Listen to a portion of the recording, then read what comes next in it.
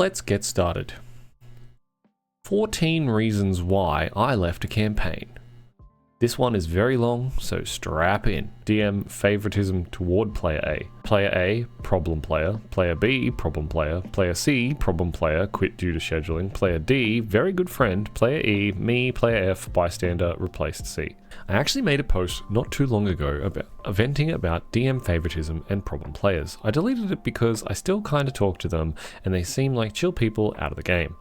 Talk a bunch on Discord and stuff, but in-game are just a nightmare, so I wanted to post this without them realizing it's about them. Despite the shit they put me through, I don't want anyone to feel bad over something in the past. I'm just trying to vent. It's been a while, and Player D and I left the group because we genuinely couldn't believe that certain stuff was happening. I don't know if anyone seeing this saw my previous one, but here's my second attempt at posting this while trying to keep anonymous because the last one was too obvious and I was worried they'd see it. The first red flag was literally the very first meeting I had with both players A, B, and the DM. I was making my character with the DM, just mechanical stuff, and picked up the same class as player A, which I wasn't told about until the first session. While I was making my character, I was listing off stuff in my head and how I wanted my character to be, and when I said I was considering proficiency in a skill that had nothing to do with my class or anything, both players laughed at me. I'm sure they paid this no mind at the time, but at that point I literally just started playing D&D, so it was extremely disheartening and embarrassing. In the first session I met up with the rest of the players while we were fighting an enemy. During the fight I rolled absolutely terribly, even though I think I was the strongest character mechanically in combat. This is an important note for later. Anyhow, the first interaction set me up to be the joke character, which is fine, but it definitely wasn't what I was going for. Hell, I even played into the joke a little bit. I figured that it wouldn't last long, but boy was I mistaken. Number 3.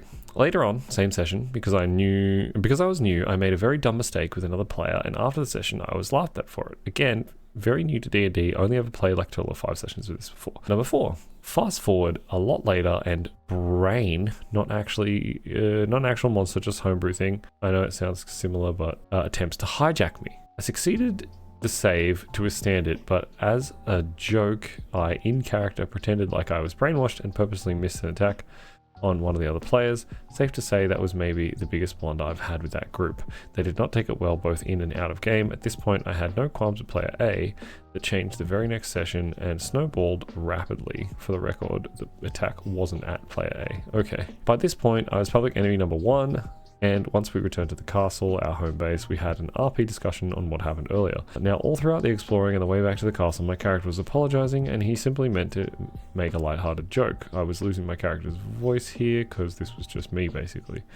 We arrive at the castle and players A, B, and C betrayed the shit out of me in-game with threats, scolding, and general avoidance, questioning whether my character should even be in the group.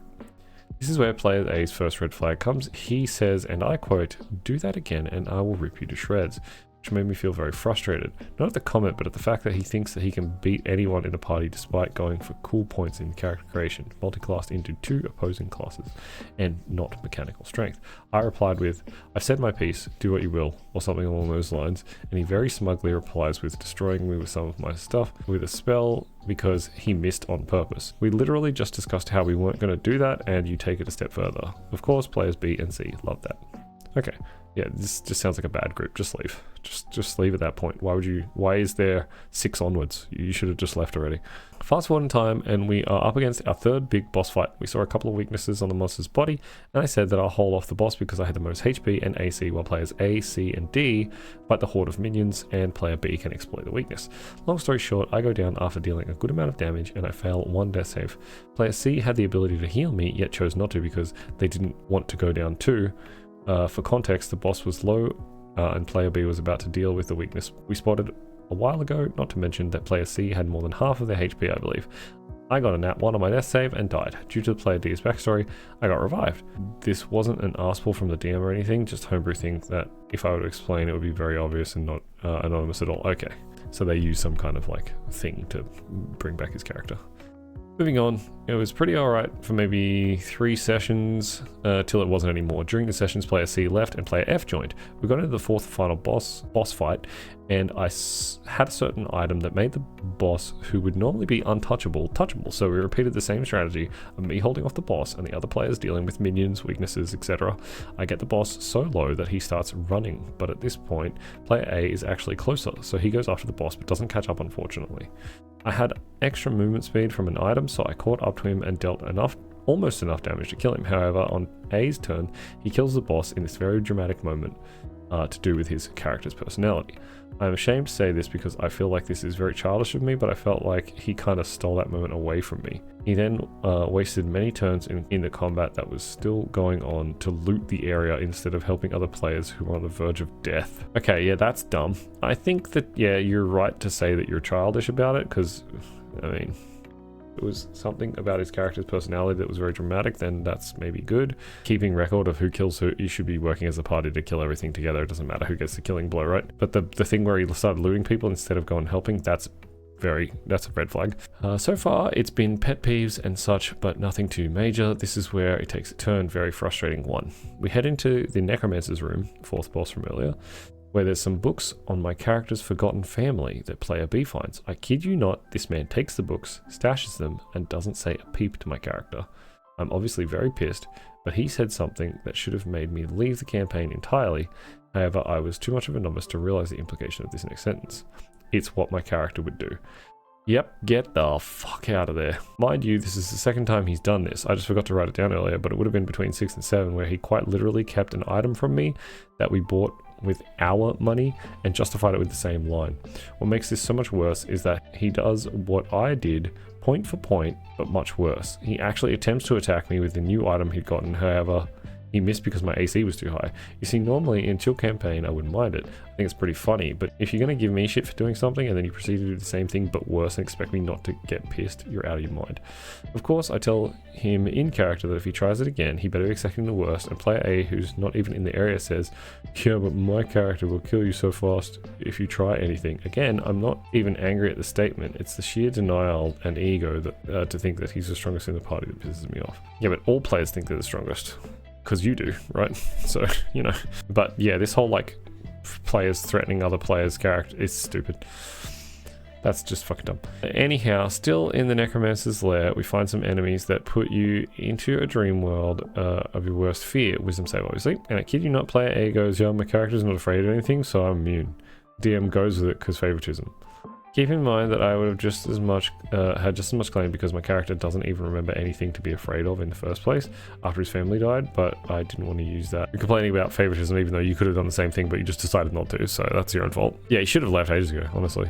And now he's just like giving all these excuses for why he stayed. The following might be the moment where I truly lost all respect for the DM despite how great he's been so far. Okay, he doesn't really seem to be.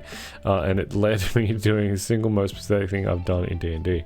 We're in the wilderness now and 3 giant animals attack us after I accidentally provoked them and lost my weapon. Again, it was made fun of, but whatever, it's minor. I want to do something that finally fit the image of my character, and I killed one of the animals, around 100-ish HP monster, in one turn by expending everything I had. Level 5, by the way. Of course, I was hoping to get recognition for that, but the DM moved on, so I figured he'd mention it at the end of combat like he usually does. I back up because these things are strong, and I've used up everything. Plus, I don't have my main weapon. Player A calls me a coward, because of course he does, and rushed them both by himself and dealt maybe 20 damage.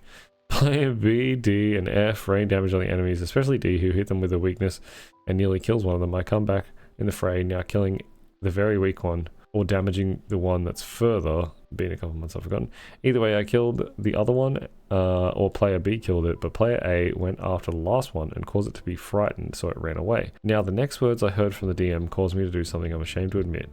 He said, player A took on 2 whole animals by himself and made the other one run away. What I did next was, I know how sad this sounds, please don't judge me as that. I looked through the log and calculated every single player's average damage. It took a while, but I found that the order from strongest to weakest was E, B, D, A, F. Man was taking all the credit despite being the second weakest. F didn't build his class around combat, so it's even worse that A's that low. Yeah, but you're building your characters around doing damage, and then look, I think the DM saying that he took him on by himself and made the other one run away, that is kind of stupid, but like it's more stupid that you care this much about how much damage that they're doing. Like, it's not a you're playing a competition with these other players in the campaign. It's not a competition. Like, stop treating it like a competition. Don't bring DPS mods to D&D, guys. Thanks, Twitch chat. That's a good comment. Number 11. Honestly, in the next couple of sessions, there were a lot of minor stuff that I'll just list here. Player B tried excluding my character out of something. Player F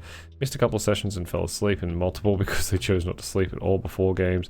During combat, there was an improvised ruling to be made for me to be able to do something, and player A, without consulting DM, says no, you can't, it wouldn't make sense if... okay, he's not the DM, but alright. It was about me not having the knowledge that I could have done something in my turn. Then I ended up asking the DM if we could just say it happened, and a bunch of other bullshit that I won't bore you with. Okay. Number 12, this is the point. 13 and 14 are ultimately the reasons why I left altogether, plus I actually learned the benchmark of good players, and they were way below. Yeah, they're like, I mean, you're new, so you get a bit of a pass, but like, you shouldn't be worried about that sort of shit. We delve into the dungeon where there's a weird flower and it makes multiple people unconscious when they touch it, but for some reason I was immune. Okay. We only figured this out after player A and I had touched it, and I was completely fine while he passed out. Anyway, we're carrying him with us when we reach what looks like a boss room, so we decided to try and wake him up. I try calling his name to wake him up. DM says nothing happened. Okay, cool. Check to see if I had water. DM reminds me that I emptied it out many sessions ago to hold on to something. Okay, cool. I tried doing light slaps on his face because I was out of ideas and it didn't seem outlandish. You know, like the kind your mum did to wake you up when you're in high school or something. Tell me why this guy wakes up and decides, hey, let me shove this guy up against the wall. No contested check whatsoever because favoritism. And the classic line of, I'll rip you to shreds if you do that again comes out. Again, the denial you have to have to believe that you can beat someone with a high AC, double your max HP, 60 average damage per turn, and more versatility than you is insane.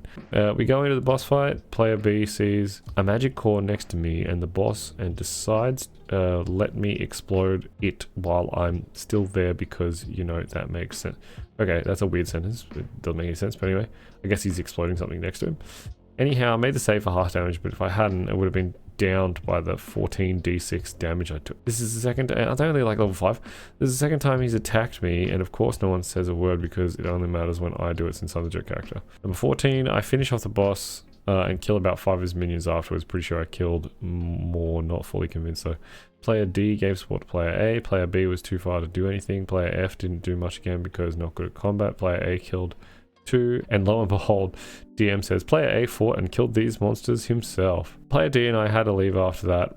It was a shame because it was our first campaign, but this shit could not go on. I'm still in the server.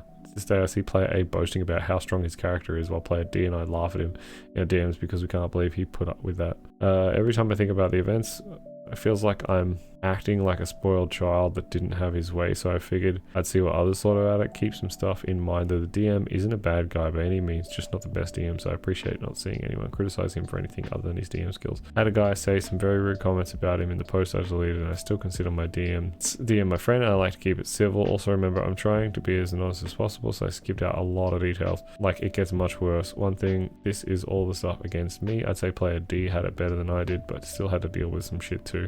So that's his own story to share, so you know. Yes, this 14 reasons is too many to quit. Is too many. Quit at 4 or 5 at the latest. Yep. Dun dun dun dun dun dun dun dun. Hi, it's me. I'm the problem. It's me. Okay, so I've been told I'm a problem and I own up to it, but I'm also frustrated that no one else who does similar things seems to get scolded as much. I'm one of the younger players in the group and I've been playing D&D for a lot less time than most of the others, so I recognize I have a lot to learn from them. How am I the horror story? Well, I made an annoying character by accident and she keeps bringing the mood down. She's an angsty half-elf who has a famous parent and she overreacts a lot. I also sometimes want to do things that are important to me, but I don't realize they aren't important to the overall story. I've been called selfish and I get it. There are 7 players in the group and spending time on small stuff adds up. I've only been made aware of this recently and I've played 1 session since then. The part that I'm frustrated at, and this is where I'm not sure if it's fully me or not, is that there is a huge double standard. I get talked over all the time even though I've been scolded in the past that I interrupt a little too much. I get it, we play remote play, we all accidentally do it, but I'm the only one being scolded. I could be wrong though. I've done everything in my power to make sure my ADHD excitement doesn't get the better of me, but I do fail sometimes. I think now though, the DM I've played with for going on 3 years seems so done with me. He mentioned that if a moment I wanted to do got skipped, that I should wait for the current scene to end and then say, DM, can we go back for a moment? I had something I wanted to do before this all started. And I did that in our last game. It seemed small, but it was super important for my character. An NPC our party befriended was found dead, and my character knelt down and closed his eyes, and I wanted to have her say a prayer, but I got interrupted and the scene moved on. When I said I wanted to go back, the DM just seemed annoyed at me for doing what he told me. He also seemed annoyed that my character wanted to do some research for lore, like it was an inconvenience for the other players. I also had a moment where my character wanted to do sendings to her family, and he was super annoyed, but didn't seem bothered when another character did the same thing like 5 sessions ago. Was he annoyed because it was done once before badly? I don't know. I struggle with a lot of social cues, ADHD and possibly autistic but not yet confirmed, and I am not sure what I'm missing. I feel singled out now, like everything I do is an inconvenience. I'm not sure how to go on, but I love this campaign. Second one in the world, we've got to level 20, first campaign, and I am going to have every moment be under scrutiny because I messed up the beginning of the campaign. I feel unwanted, but I don't want to lose the campaign. How do I turn this horror story around? I have to be missing something I'm doing wrong, obviously. Has anyone else been the horror story and been able to fix it once you're made aware of it? I'm just afraid I won't be given a chance. I don't want to be the horror story. So some of the comments say you would probably do better with less than 7 players. 7 is a lot. 25 years DM experience. I will not do such a large group. Yes, 7 is a lot, which is why probably getting a bit annoyed with all little things that don't seem to make any sense for the major story. First, calm down, relax. You wrote a single paragraph.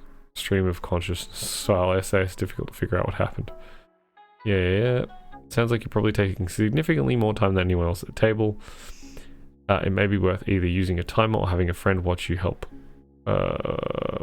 determine what's happening, since time blindness and enthusiasm can make hard to realize sometimes. That's very good. That's very good advice. Yeah, I think it's just a matter of there's just too many players, honestly.